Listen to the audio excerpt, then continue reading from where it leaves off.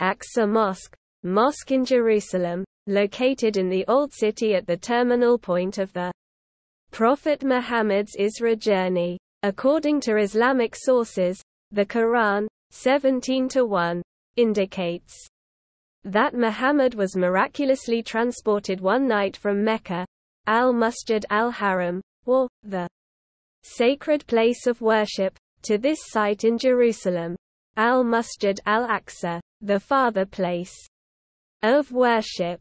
On that spot he led Abraham, Moses, Jesus, and other messengers, Rusul, of God in ritual prayer, Salat.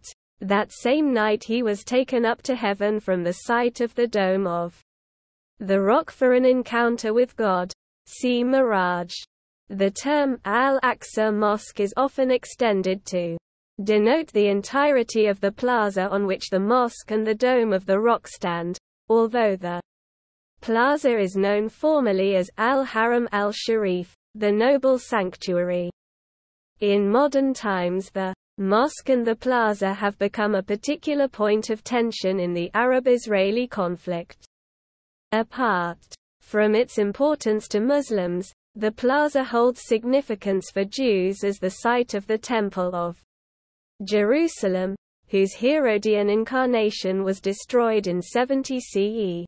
The Temple Mount, as Jews refer to the plaza, and the adjacent Western Wall have since served as a site of pilgrimage.